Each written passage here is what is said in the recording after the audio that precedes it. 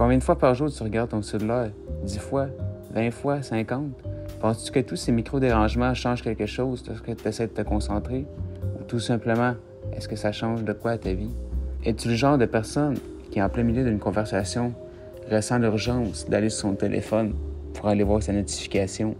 Cette nouvelle réalité de notre génération est quand même dure à comprendre. Ça fait peut-être 10 ans que ça existe. On est les premiers à devoir gérer et comprendre tout ça.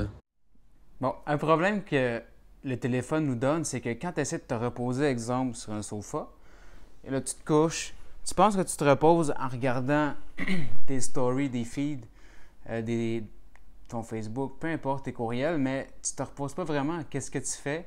Chaque fois que tu vas sur les médias sociaux, il y a un rush de dopamine qui va dans ton cerveau, qui est le contraire de se reposer. Éventuellement, la dopamine, je vais en parler un peu plus. C'est un neurotransmetteur qui est dans notre cerveau. C'est une molécule qui en veut toujours plus et qui n'est jamais satisfaite. C'est pas pour rien qu'on check notre téléphone 100, même 200 fois par jour. Donc, mon premier truc, c'est t'enlèves tes notifications. Qu'est-ce que je veux dire par là? Quand tu vas sur ton cell, c'est quand tu reçois une vibration, une notification, puis tu as envie, peu importe t'es où, faut t'y aller. Enlève tes notifications. Ça va vraiment t'aider pour commencer. Et il n'y a rien d'urgent, je te le promets. On a l'impression qu'on va manquer quelque chose qui... Il n'y a rien.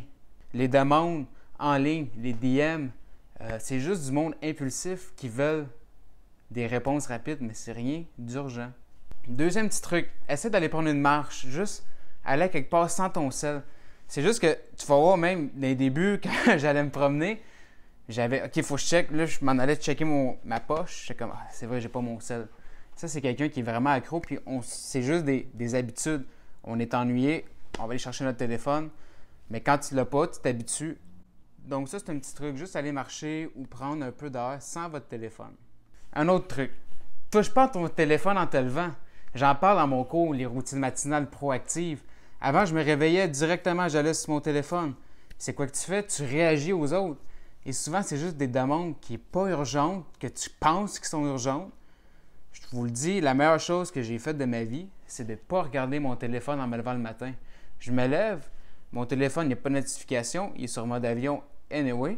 Et j'éteins mon alarme. Après ça, je fais ma routine matinale. Je ne touche pas à mon téléphone, il n'y a rien qui presse. Allez, essayez mon cours. Si tu es quelqu'un qui se réveille le matin, qui check son téléphone, c'est sûr que tu es stressé, anxieux.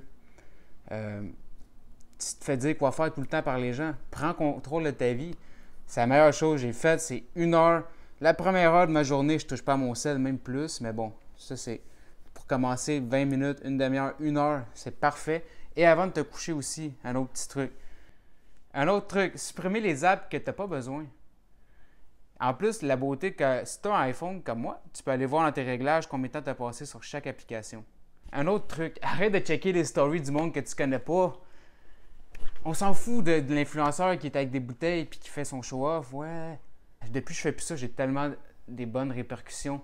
Parce que j'ai remarqué, en checkant les autres, qu'est-ce que je faisais? Bon, là, je me comparais. Après m'avoir comparé, il fallait que je fasse pareil. Honnêtement, avant, je faisais des activités seulement pour les mettre en story, pour me monter mon estime de soi. C'était totalement stupide. Je me suis rendu compte de ça. J'ai arrêté de checker les gens que je connais pas.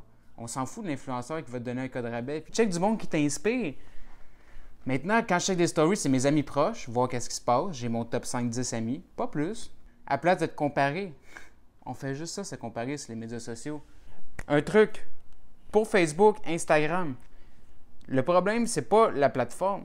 Parce que moi, j'utilise surtout les DM parce que j'ai mes clients sur Facebook, Instagram. Le problème, c'est quand tu es sur le feed puis tu scrolls sans raison. Plus tu es longtemps sur l'application, plus ils sont contents Facebook parce qu'ils te mettent des ads et eux font de l'argent avec ça. Faites attention. Allez intelligemment sur votre feed. Exemple, moi sur Facebook, je dois suivre un peu les nouvelles dans le monde de la musique électronique parce que je suis là-dedans. Donc, tu peux faire afficher en premier, je mets mes amis et les pages que j'ai besoin de suivre. Un coup, j'ai passé ça, j'arrête de checker. Ça devient que c'est monsieur, madame, tout le monde, on s'en fout de eux. Ceux qui ont des problèmes avec Netflix, un petit truc, tout simplement, faites ça comme une activité sociale. Donc, regarde-le quand tu es avec quelqu'un et non une activité solitaire. C'est ça le problème, c'est quand que tu checkes ça tout seul, tu t'isoles pour regarder Netflix, c'est là que ça peut devenir dangereux. Gardez ça comme une activité sociale. Enjoy-le de temps en temps. Soyez juste conscient. Aidez-vous. Lisez là-dessus parce que c'est vraiment un nouveau problème qui n'existait pas il y a 10 ans. Facebook il a commencé à être populaire, ça fait même pas 10 ans. Instagram, en 2010, venait d'exister, je pense. C'est des nouveaux problèmes qu'on ne sait pas vraiment comment agir avec les médias sociaux. Avant, j'étais un gars accro à mon téléphone. Maintenant, j'y vais rarement. Et quand j'y vais, je décide de qu'est-ce que je fais.